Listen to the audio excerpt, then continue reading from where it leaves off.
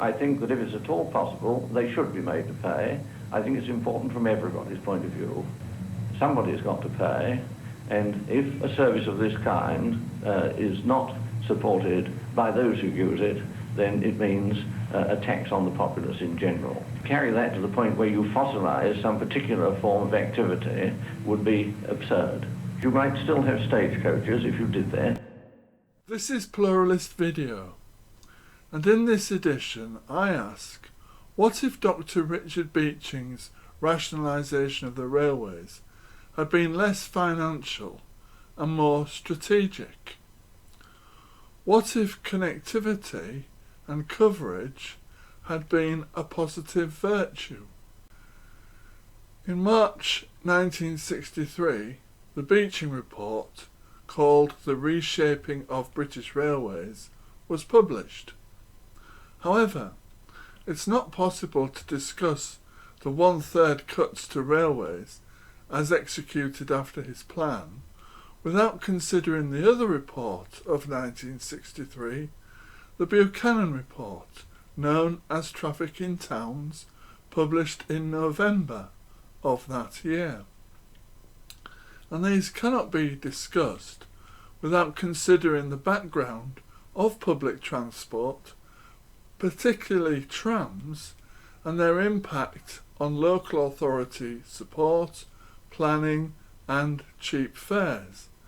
And because by 1963 all British tram systems except Blackpool's line along the seaside had been ripped up. So to trams and why they are important. In the 1950s, trams were seen as yesterday's method of moving the public within cities. Glasgow, always trying to be different, had invested in trams post-war, but finally gave up its system in 1961.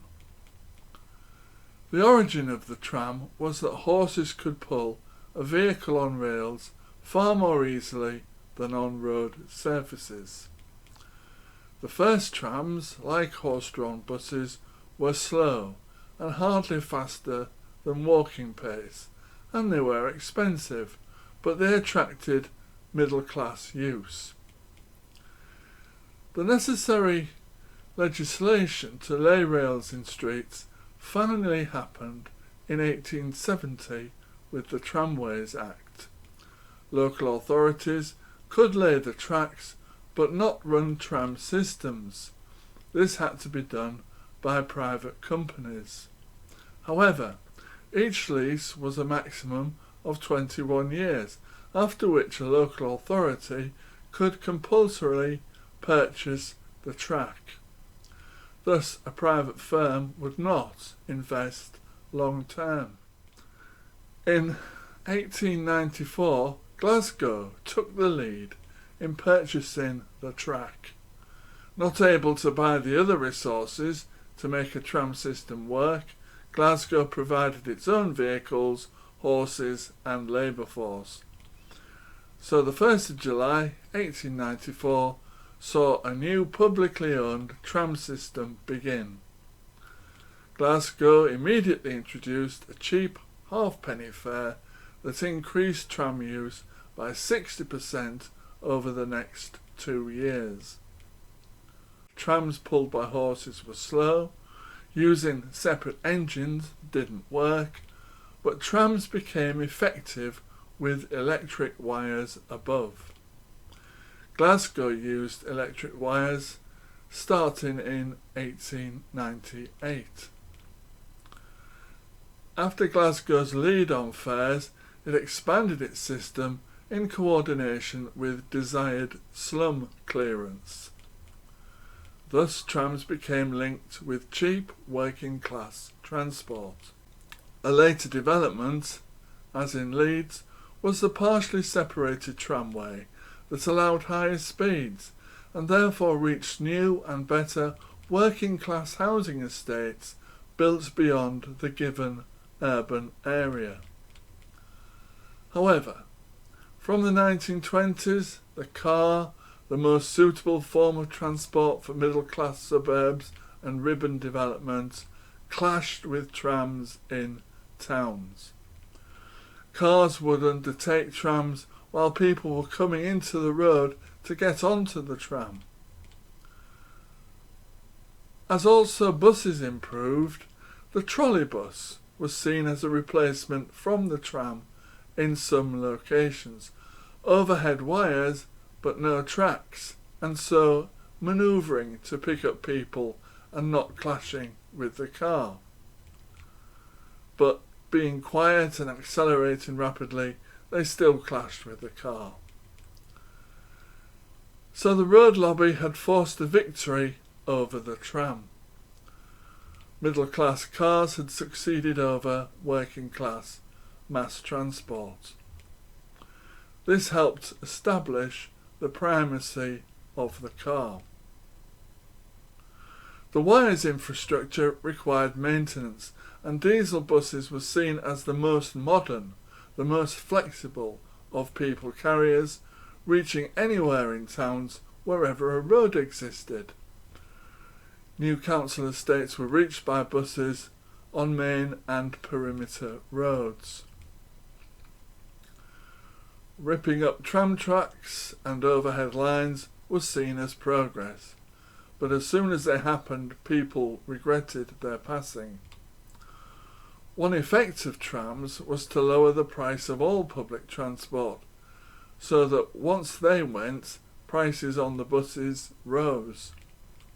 In 1928, a royal commission began looking at the future of transport. It found that the arguments against trams as causing congestion did not hold. Trams were safe and efficient people carriers. Oddly, the findings stated that no more tramways should be built and existing ones closed.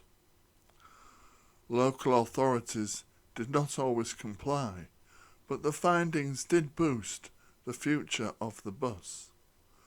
There were also plans to separate tramways from roads, but the Second World War stopped all such schemes. The effect of the war was to increase the expense of maintenance and modernisation, and tram systems were doomed. And I used to think, well, there's no advantage of a tram at all, it's just like a bus, what's the value of it? And I did various inquiries against tram schemes. I think in Glasgow was one I defeated the tram. I got the wrong end of the stick. Trams, I think, are rather good. The main reason is you don't park on a tram line. Once the trams were gone, we arrived at the need for a report such as Colin Buchanan's Traffic in Towns. Railways were seen as functioning between cities and larger towns and ought to make a profit. But 30 years after the trams had gone, a few local authorities considered bringing them back in a limited fashion with a light rail element or as light rail.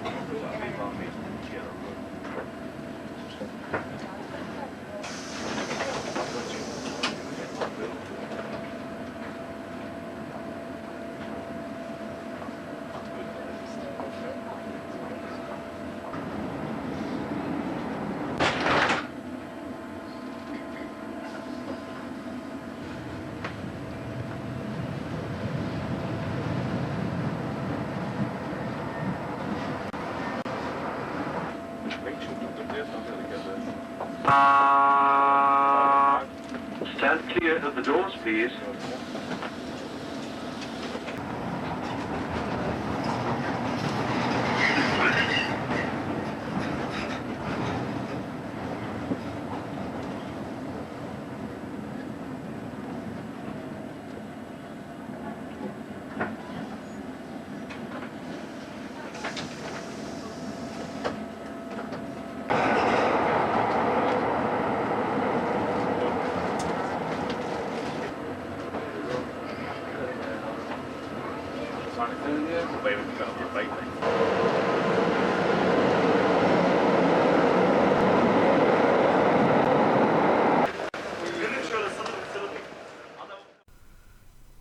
Nevertheless, car was king, and soon councils had the provision of public transport effectively removed from their functions. A competitive chaos of buses reflected an earlier period before the first trams appeared. Of course, Ernest Marples was the Secretary of State for Transport regarding both reports. He instructed local authorities to follow the recommendations of the Buchanan report. The report was accompanied by a film from the Central Office of Information, with James Cameron leading the presentation.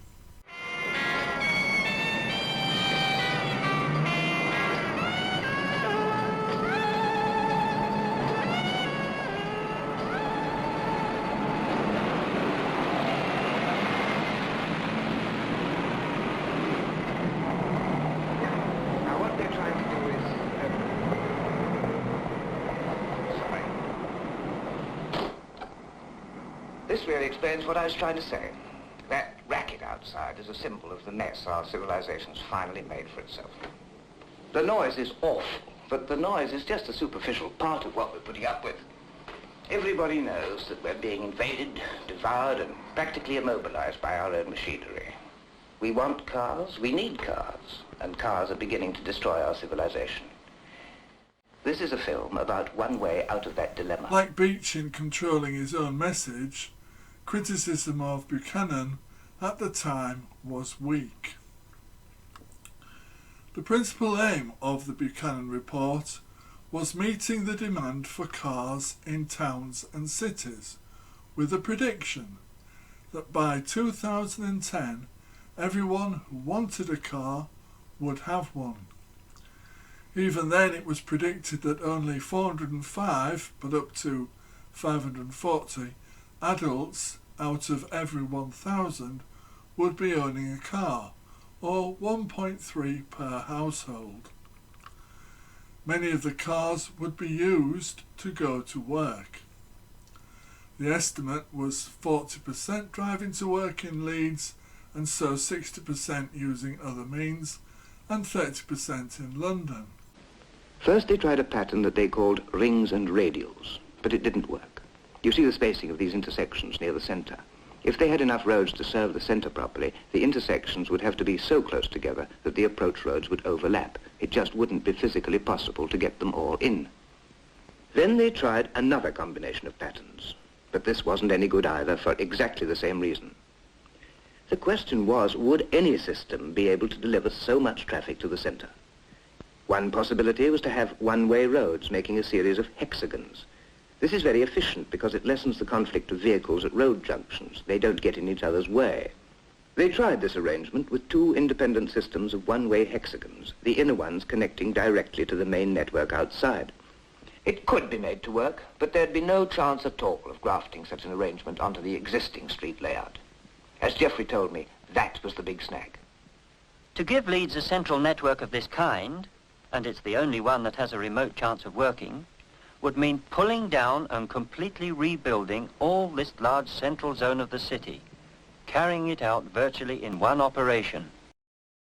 Coventry's inner ring road is an example of traffic weaving resulting from near junctions, and only finally is this danger being addressed. Leeds did create a single inner urban motorway and then a southern area of motorways in the once slum areas of Hunslet and Holbeck, land now cut off from other users. Had the suburb of Headingley received its major new road, residents would have become isolated. The bypass to tackle traffic in shopping streets would have itself prevented easy access for pedestrians. The notion of islands of quiet, thanks to inner urban and suburban bypasses, would have meant in reality islands of fumes and dust. Urban motorways, many raised above street level, were a disaster for anyone living nearby. The resistance in London to the east and south inner motorways was based on what had happened along the new Westway. Some residents ended up living in a noise, dust and fumes hell. You would think that new towns offered new opportunities for public transport. Not a bit of it. New towns used Buchanan's proposals of a hierarchy of roads. Washington, in the northeast of England, followed Buchanan's recommended grid system for roads and the perimeter road around every residential area.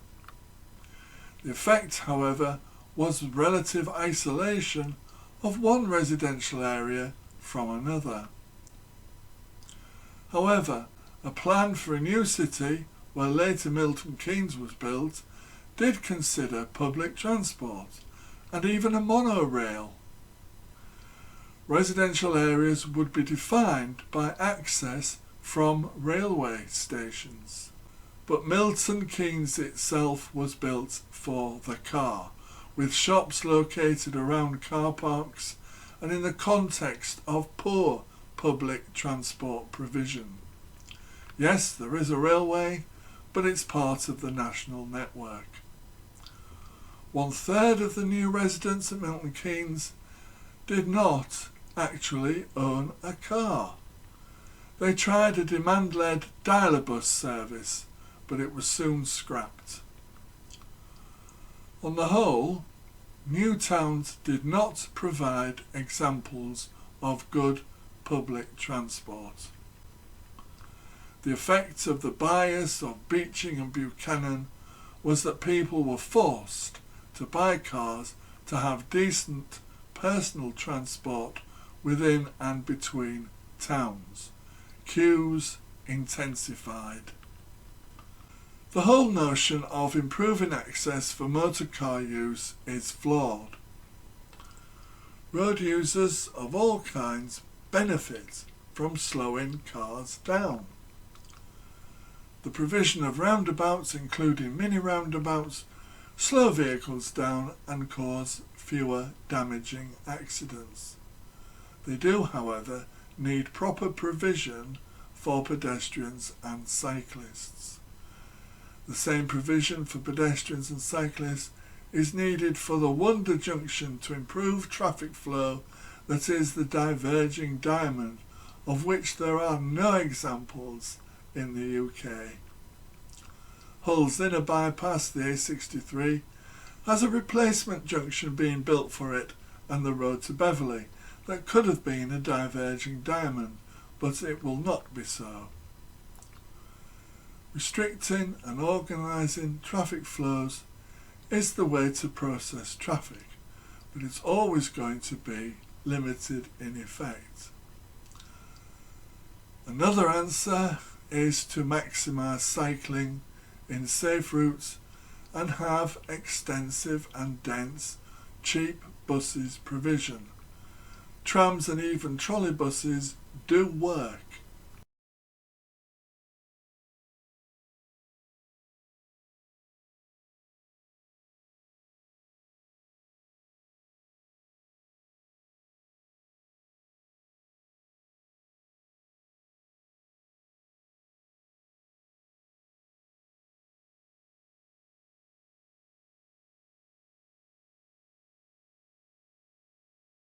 Up to 80% needed the use of public transport to commute into London.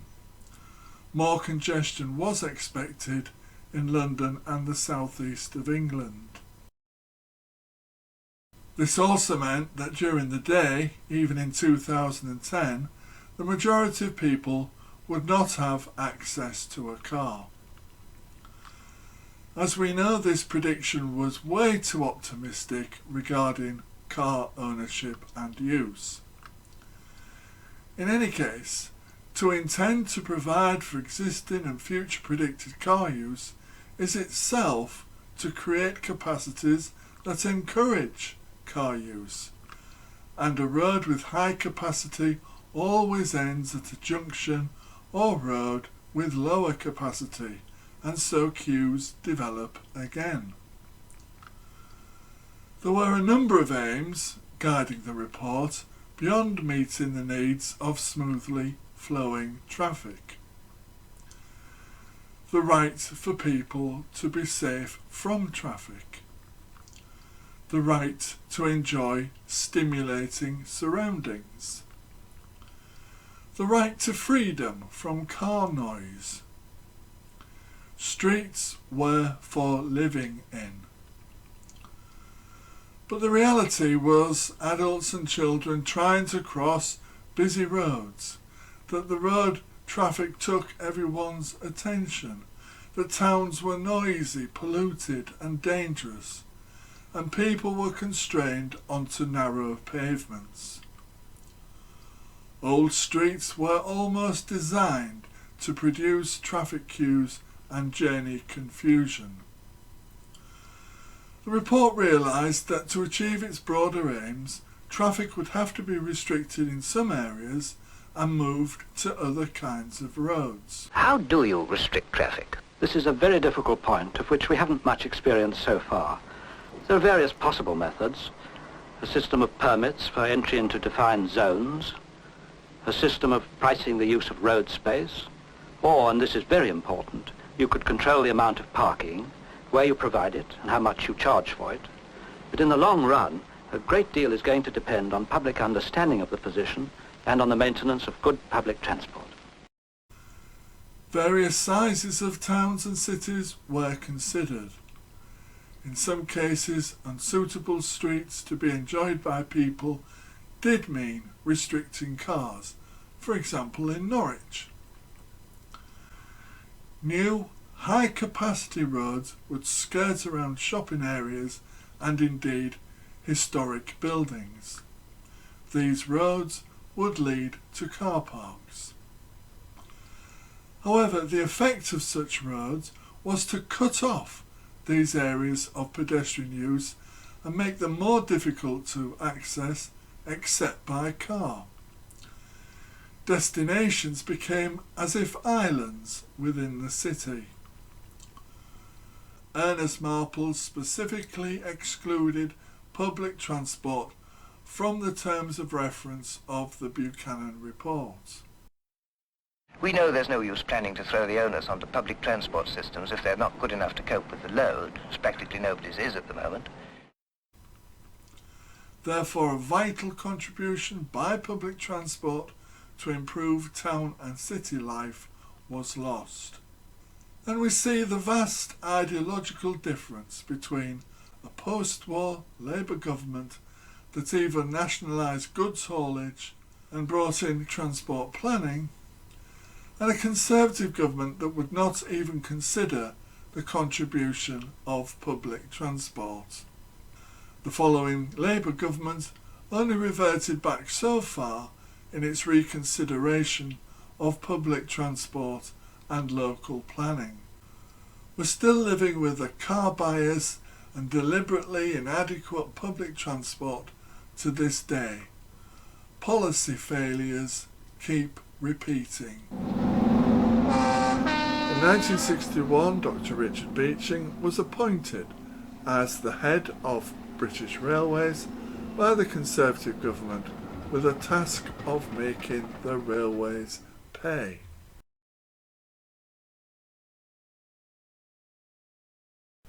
It's worth noting that before he was appointed, 2,900 miles of railway had already been closed.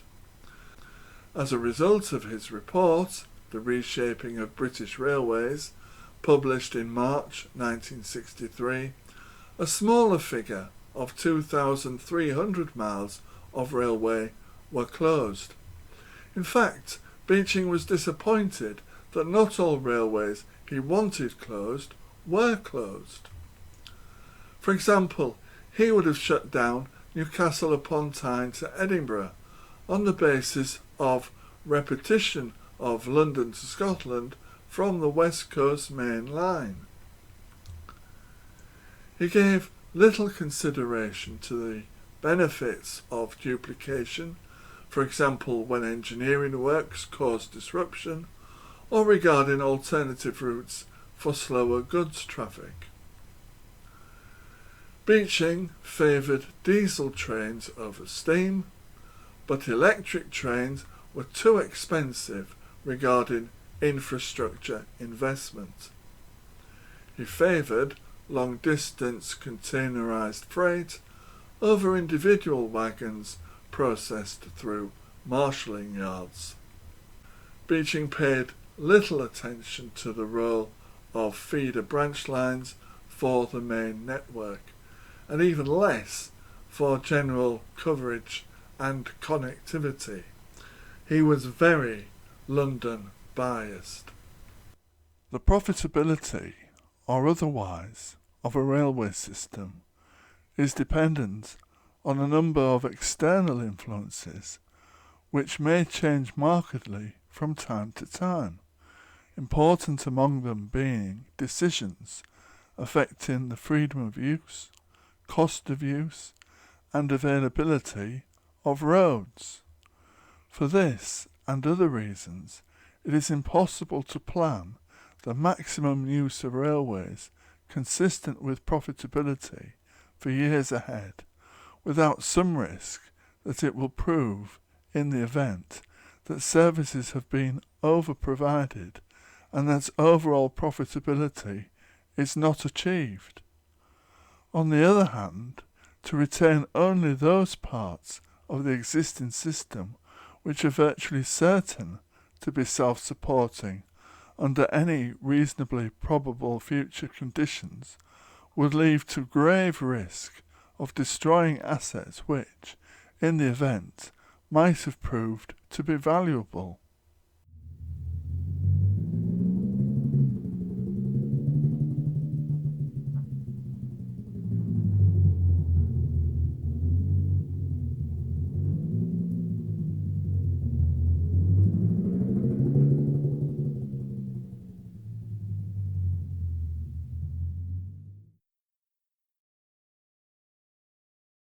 Beeching kept tight control regarding publicity, so that it was his case that was made most effectively when his report was published in 1963. Beeching did undermine worker morale. Oddly, however, the unions failed to produce coordinated action to resist the railway closures. Other unions did not get involved. So it was left to passengers, by and large, to launch piecemeal campaigns to try to keep individual lines open. Only the best researched and presented campaigns had any chance of success. Most failed, and most closed railways were ripped up rapidly so that they could not be reopened. Beeching always had the advantage that something had to be done with the railways, as they were indeed heavily loss-making and already being closed. Yet, piecemeal closures may well have produced a better outcome than Beeching's acts. In examining what could have been done instead, this video does focus upon feeder lines and connectivity with some examples. I would have kept the standard railway service to Grantown-on-Spey with a connecting bus to Keith. I would have kept Keith connected to Banff, kept Aberdeen connected with Fraserburgh and Peterhead. The Ballater line could have been maintained with a bus link through to Braemar and reaching Pitlochry. The complete line should have been maintained between Dunblane and Oban via Crianlarich. It aids connectivity through to Edinburgh. The long road from Rannoch to Pitlochry is a means for the two railways to connect. That would be by bus. The Borders line should never have been closed.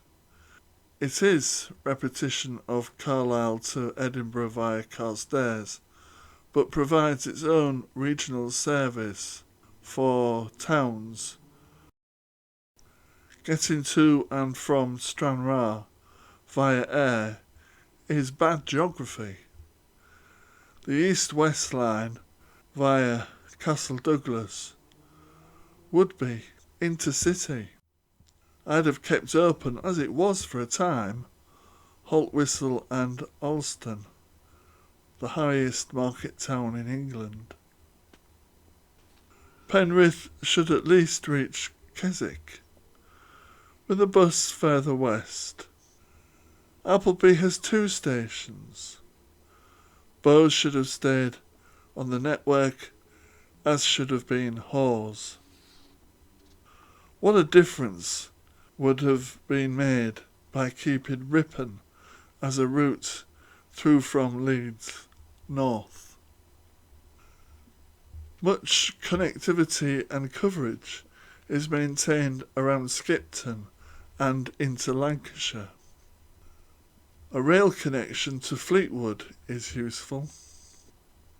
Note, keeping the Penistone route between Sheffield and Manchester with the long all-weather tunnel under the Pennines. The line kept open through Millersdale is intercity between Derby and Manchester.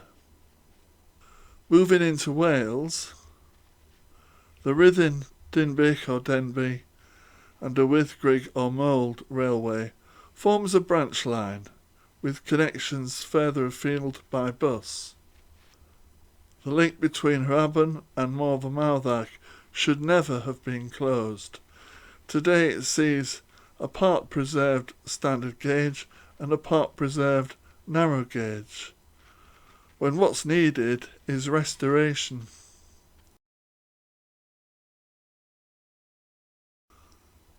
Clinch-or-Erin flooded the railway from Bala north to Llanfestiniog. I'd have kept the Conwy Valley line to Llanfestiniog, but a better connection by bus is with Dolgellau. Preservation tourist railways should not provide vital connections. The line to have stayed open was between Avon Wen and Bangor via Carnarvon. Pwllheli, if stayed open, would then have been a short branch line. I'd have kept open the Amlwch line in Ynys Môn. Oswestry would have kept its railway. The Avon Wen connection makes sense when the Caerphilly or Carmarthen connection with Aberystwyth is kept. This way we have north-south Wales route. The second route is over the heads of the valleys at Dowlais, no doubt stopping and slow between Mid Wales and Cardiff, the capital. In England, note Didcot with a route to and from Southampton.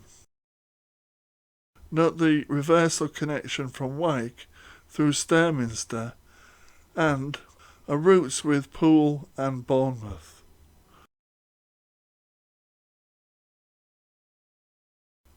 Whilst there would be closures, Ilfracombe stays connected, as does Bude and Padstow.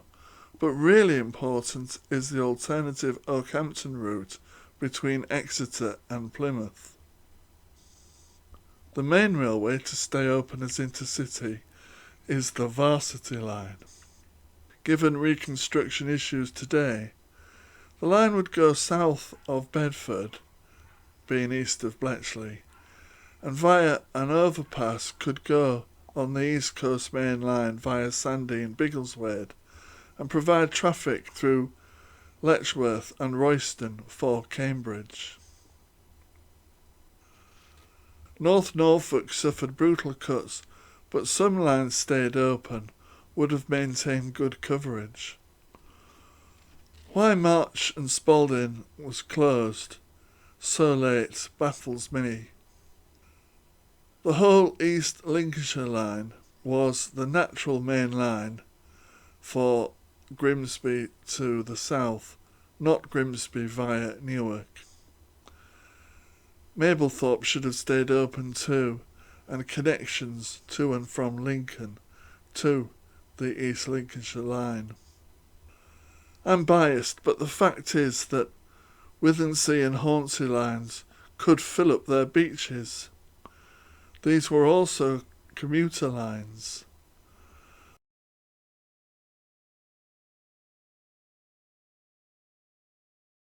I was born in Hornsey, and the family moved to Sutton-on-Hull when they closed the railway.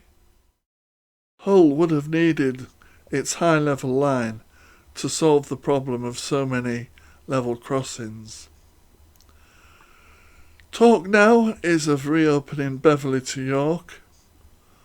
Also, Malton and Pickering should have stayed connected. Scarborough and Whitby closure was another loss of connectivity and local delivery. I'd have kept a line to Grassington and good east-west links across the Dales. The third of services cut by Beeching was based on crude accountancy measures of profitability, often from instant and inadequate surveys. The Labour government from 1964 instituted only a partial reversal. The 1968 Transport Act did not bring back the British Transport Commission. It did bring in social reasons to support rural lines, and it set up regional transport planning. A factor was the war between Syria and Egypt against Israel that increased oil prices. Metropolitan authorities set up under the following Conservative government from 1970 were continued under Labour from 1974, but these metropolitan authorities had various approaches to transport planning. Tyneside invested in the Metro Light Railway system and coordinated it with its buses. South Yorkshire, that means Sheffield, Rotherham, Barnsley and Doncaster, had a cheap fares policy. These were the only two regional authorities to increase public transport use. The later Thatcher government from 1979 destroyed the cheap fares and coordinated policies of South Yorkshire, Tyneside and indeed Greater London. Privatised buses operated ever thinner competitive networks, leading to rundown services and car traffic queues on the roads. London was partly insulated from the worst effects of competitive buses. Sheffield and Manchester were able to develop tram systems. Hull's bus network has ended up a long way from the dense coverage and cheap fares of the local authority, Kingston upon Hull City Transport. The Major-led Conservative governments from 1990 and particularly 1992 privatised the railways with individual routes operating services in a bureaucratic nightmare and ticketing confusion that's required ever greater state subsidy.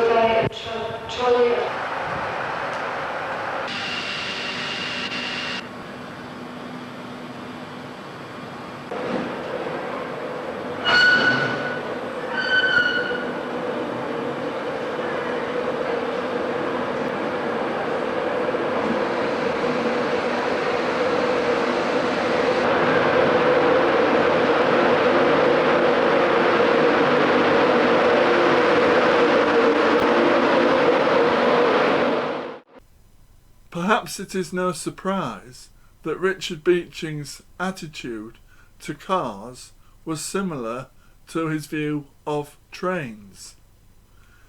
Interviewed by Richard Dimbleby in 1965 for the BBC, he said that car traffic, contributing only 10% of commuting to central London, slows down buses and therefore reduces bus capacity. He thought that car parking fees should reflect the land values of the car parks that drivers used. He wanted people banned from parking on the street outside their houses so that they would have to pay to hire garages. People then would be more likely to use buses and trains. Of course, the effect of cutting away so many railways was to increase road traffic. Many local authorities have deliberately reduced car parking in town and city centres to promote local public transport, but bus networks have also thinned out due to privatisation. Now we come to the thoughts of Malcolm Buchanan, also an engineer and transport planner, presenting some more progressive ideas as captured by St Ives Television in 2013. The next breakthrough is much more significant. Martin Lowson, professor at Bristol University, invented what's called the Personal Rapid Transit, PRT. It's essentially a little cab which you can share with other people if you want to. You get in it, you dial where you want to go, you just press the button, and it then takes you non-stop on its own network of tracks to the place you want to go. So it is much faster than a car because you don't have to park it. It's much safer because it can't hit anything else. But essentially, a fantastic development. I met Lowson and he showed me pictures of his thing, and I thought, that's not entirely crazy, he's quite good. The next thing, of course, was that BAA had built one. Theirs was quite a modest one, but very nicely done, you know, beautifully designed, and not a sort of makeshift thing we'd had from Lowson. And basically all it did was it ran from the car park 5 to Terminal 5 and back. It should, in my view, go right round the whole airport and serve all the adjacent rail stations and underground stations. And it would hugely reduce traffic then. And the next thing, of course, before Lowson had hardly finished, the Dutch had invented an almost identical one. I mean, it's not actually cribbed, but it's an incredibly close copy. And they're now selling it all over the world, and Lowson is still not got another sale. And he is the man who invented it. New towns were getting a lot of flack, even though they were designed for the car. Some of them already got too many. So I started PRT systems, and that one is Daventry, I think. And that covered the whole town. Nowhere was more than about 100 metres from a stop, so everyone could get these things and be taken to any other station they wanted to do non-stop. So it's a pretty good transport system. It would certainly be preferable to a car because you wouldn't have to park it, you wouldn't have to pay so much money. Anyway, that was quickly thrown out as being completely impractical and a silly invention by British people who should know better. The station layout, very simple, just have a little lay-by really, and a few sawtooth bays. You know, you can either have it at grade or elevated, or you can have it in tunnel if you must, but it's expensive if you put it in tunnel. At grade, it is much cheaper than building a road. Grass or other plant material alongside separated tram tracks reduces noise and allows for better drainage. Plant life helps lower the temperature in cities that heat up due to all the concrete and brickwork. Rails are less likely to buckle. Such a greenway is expensive to set up. Grass needs much maintenance, so mosses may be a suitable alternative. Trolleybuses are more flexible than trams, but require more driver attention unless additional guidance technology is installed. Overhead wires allow for smaller batteries in the trolleybuses. Smaller batteries are, of course, more environmentally sensitive. Trolleybuses can also have solar panels on the roofs. Overhead wires with batteries and solar panels mean that trolleybuses can reach further out than the extent of the wires. Such flexibility also means that wires can be absent from sensitive architectural streets in the older parts of cities. All these power methods and benefits can be applied to guided buses that go on to ordinary roads and streets beyond the easily recognised busway infrastructure, which give the benefit of driving trams to buses. To conclude, this video blog has surveyed the utter failure and even ideological hostility to public transport in Britain. The predominant policy has favoured the liberty of the car and therefore increasing queues of them in towns and cities. Dr. Beeching's task was to wreck the availability of railway assets in the beyond London commuting and leisure use of the railways. His main intention was a thin network of intercity lines in and out of London. Each Labour government did less and less to reverse Conservative ideology. The 1997 and afterwards Labour governments utterly failed to tackle the railway chaos. It was paranoid in case it was seen as old Labour, and so let the muddle and mess continue. Traffic in towns itself was another top-down expert solution that would have torn up towns and cities into different vertical levels of a hierarchy of roads. Fortunately, people saw through this and resisted the urban motorways that were a core feature of this approach. Privatised buses became as chaotic as the trains. Due to so many bus operator failures, bus services did settle down, but their coverage became thinner and thinner. So we come to more progressive ideas. Opportunities for implementing imaginative schemes are few and far between. So it is time to bring back trams and indeed trolleybuses in a more comprehensive manner, not just as light rail. We need to bring in the personal yet public transport of pods, and to reduce car speeds through mixed street use and street furniture. We need much more effective park and ride working with railways, trams, guided busways and personal yet public pods. Transport is for everyone.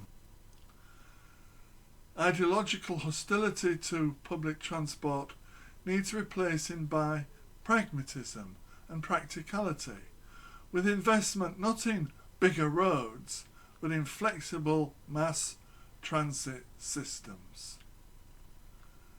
Thank you for watching.